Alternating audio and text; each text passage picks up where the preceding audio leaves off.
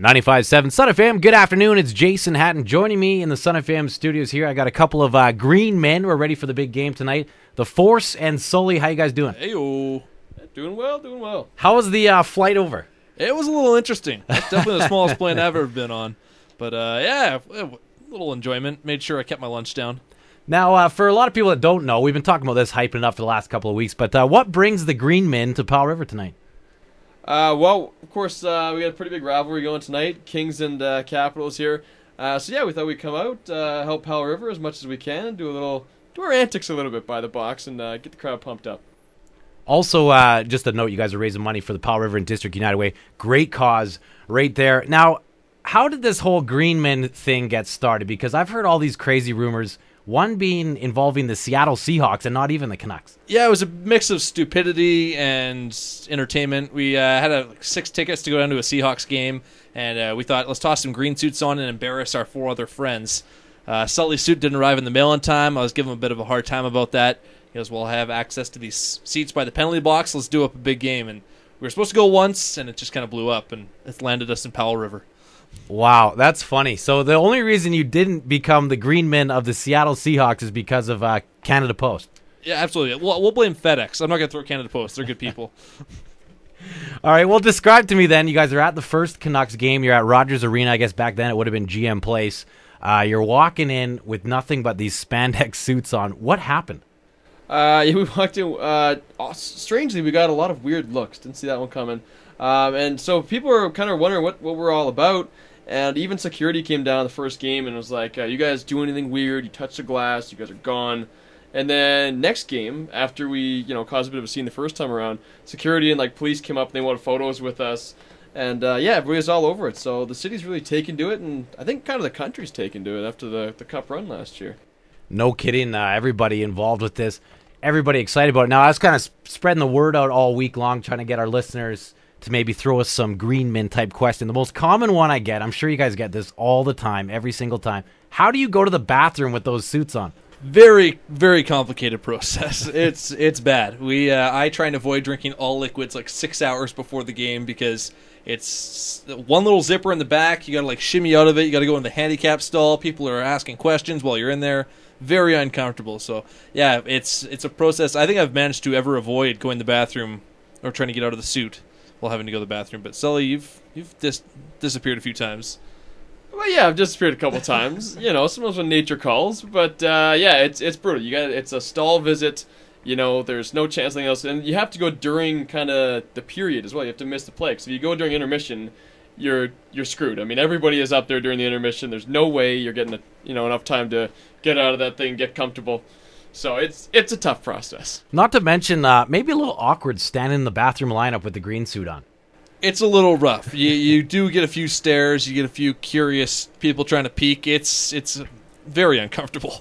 We're with the Force and Sully, the green men. They're here for the Powell River Kings game, playing against Cowichan Valley Capitals tonight.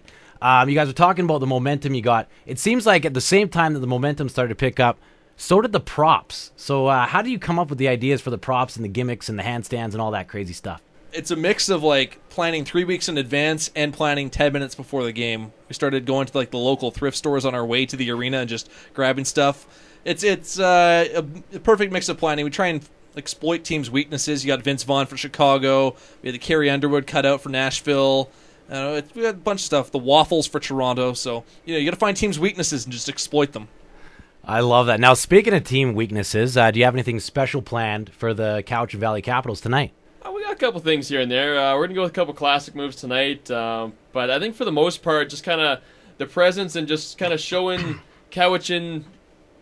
Actually, I guess I don't want to be too graphic with that. But, when you go upside down against the box, they're going to see something tonight. So Cowichan's going to get an eyeful and probably an eyesore. See, the NHL may have banned handstands, but we talked to the BCHL commish. He's on board with handstands. We're good. So we're expecting a lot of handstands tonight at the game. Now, something, I've been sharing this with our listeners. I'm actually from Cowichan Valley. I'm a Duncan man. Now, Cowichan Valley is just a nice way to say Duncan. We're from Duncan. I'm sure you guys are familiar. You're from Vancouver. You know the legacies around the Duncan people. Is that right? I'm going to toss that one over to Sully. Too scared to answer. Well, I mean, anybody from this province is awesome, plain and simple. just, proud BCer here. But nonetheless, tonight you're in enemy territory. This is Powell River. You're in the wrong barn tonight, and we're going to make sure you know that and you feel it. And you're going to be walking out here with a loss. So, plain and simple. Well, since I am from Duncan, I've got a little bit of an inside scoop here. I want to help you guys out. I know you're big into props here. So I got a couple ideas for you. Starting with this one. Maybe you can let us know, Sully. Oh, my. Oh, that may or may not be Sully's favorite. Yeah, I was just handed a piece of paper with a photo of Lucky Lager on it, and that is actually my favorite beer. This is the premium good stuff here.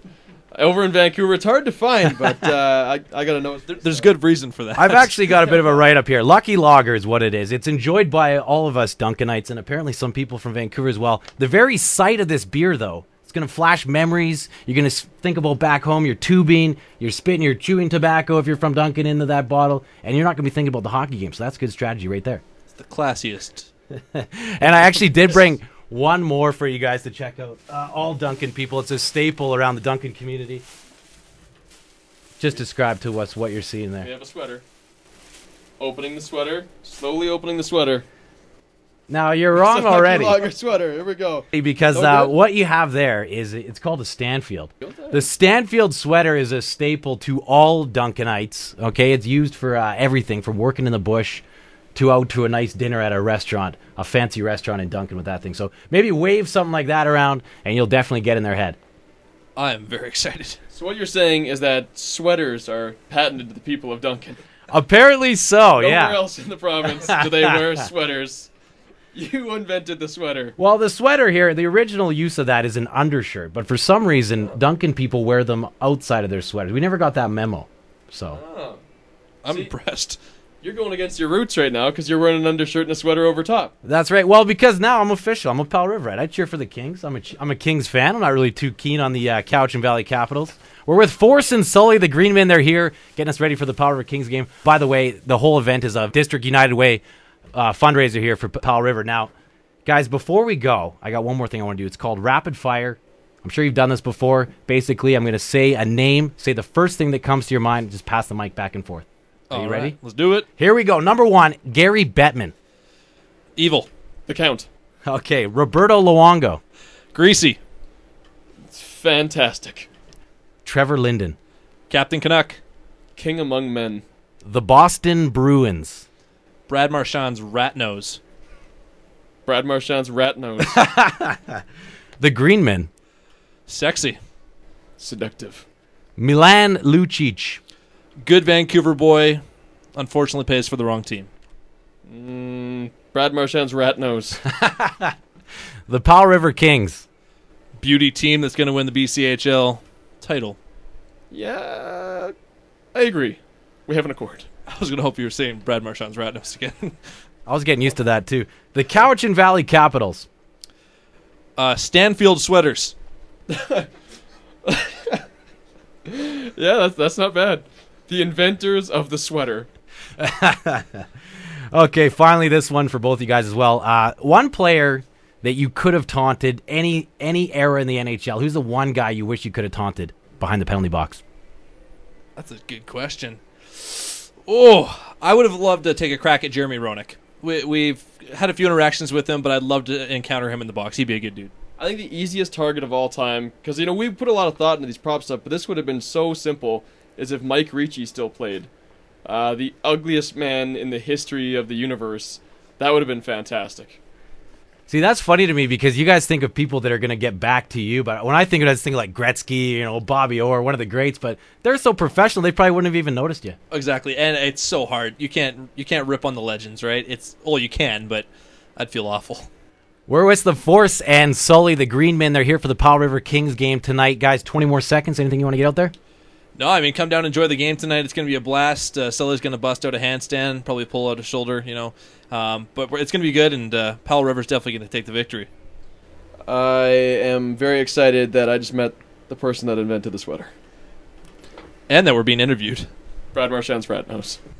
There you go, the Force and Sully, their characters. They're here tonight at the Kings game. Also, before the game starts, they're going to be taunting you with a photograph. All the money raised for that as well to the Powell River and District United Way. It's a great cause. So drop by the Kings game tonight. Check out the Force and Sully, the Green Men. They're here, guys. Thanks a lot for stopping by. Appreciate it. Thanks for having us on. Hey, thanks a lot. This is 95.7 Son of Him.